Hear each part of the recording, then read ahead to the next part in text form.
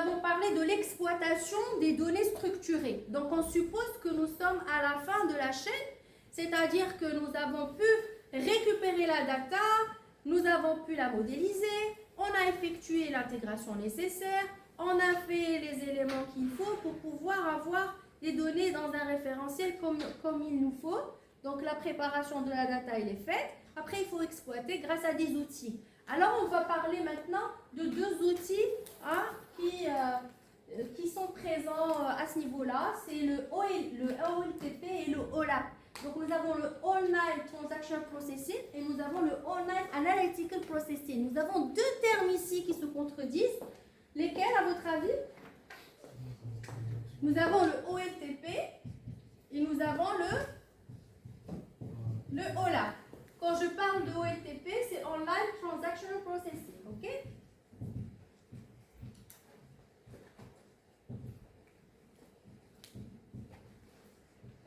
Et quand on parle de OLAP, nous avons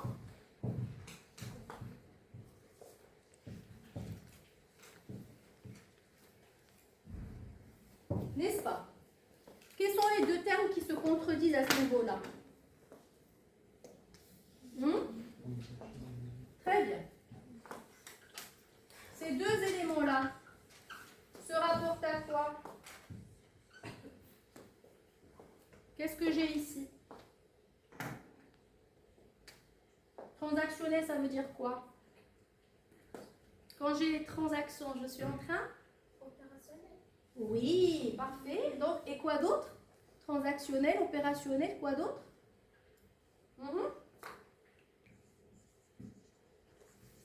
C'est extraction de l'information.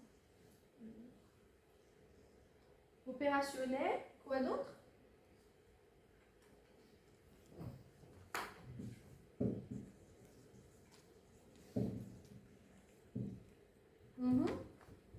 C'est opérationnel, c'est données relationnelles, c'est quoi d'autre?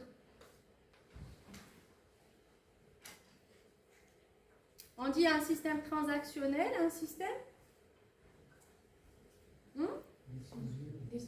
Ah, est-ce qu'on va le mettre ici? Non. On va le mettre où ça? Ok. Donc, quand j'ai l'analytique, nous avons du décisionnel.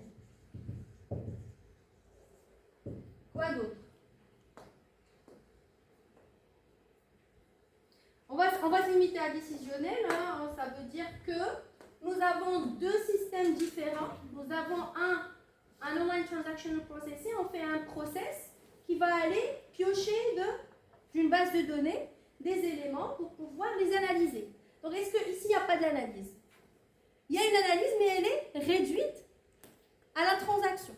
Mais est-ce qu'ici, il y a une analyse? Oui, il y a une analyse, mais qui est poussée, qui est dédiée, en fait, pour répondre à des besoins décisionnels. D'accord?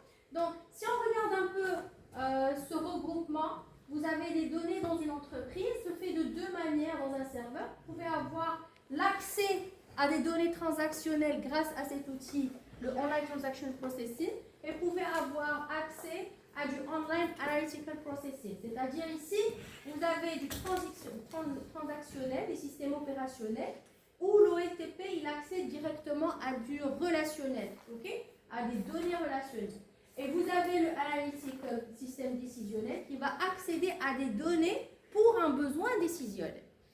Alors là encore, on va avoir une autre séance où on va un peu voir les différents OLAP qu'il y a. Parce qu'il y a des ROLAP, des MOLAP, des HOLAP, des OLAP.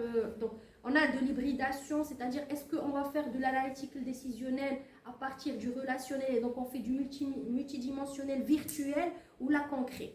Alors ici, quand je fais OLAP, c'est que je suis en train d'accéder au multidimensionnel directement. Donc, on a les données multidimensionnelles. Ça veut dire que je suis en train de parler plutôt du MOLAP ou du HOLAP. Ok? Et non pas du ROLAP. Parce que ici, on peut parler ici du ROLAP. C'est-à-dire que même si j'ai un online transactional et je veux ici faire du relationnel, donc intégrer ici du relationnel, je peux ici utiliser l'analyse grâce au relationnel avec du ROLAF. On va avoir une séance plus approfondie pour discuter ça. Mais l'essentiel, c'est que en ligne, on accède à des données, à un type de données relationnelles. On prend ces données-là relationnelles et on les exploite pour avoir des graphiques qui répondent à des besoins décisionnels. Ensuite, vous pouvez avoir du multidimensionnel et donc accéder à ce multidimensionnel et avoir des graphiques spécifiques aux besoins décisionnels. D'accord? Est-ce qu'il y a des questions jusque-là?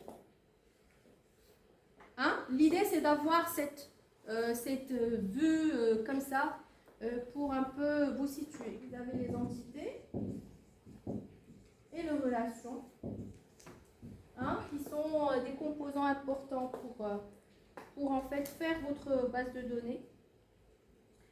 Par contre, quand on est ici dans le décisionnel, on parle plutôt des tables de dimensions et on parle des tables de faits. Donc, c'est des composants en fait qui rentrent dans notre conception du modèle.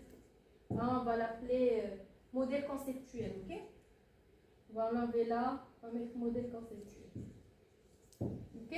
Par contre, ici, notre modèle conceptuel, c'est ça.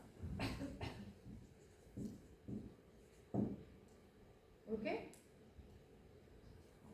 Entité-relation, éventuellement, c'est des tables. Des tables avec des champs. Des entités, éventuellement, avec des attributs. Ok? Et si nous sommes ici, éventuellement, vous avez des tables de dimension et des tables de faits. Et quand je parle de table de faits, c'est des mesures et des faits. Là aussi, on va rentrer dans les détails de comment on fait une conception, modèle conceptuel, dans une séance bien spécifique à ça. Okay? L'essentiel, c'est que quand je parle de la couche modélisation, on ne parle pas de la modélisation au niveau d'un système transactionnel en entité et en relation, mais on parle de la couche conception, table de dimension et table de faits. D'accord ?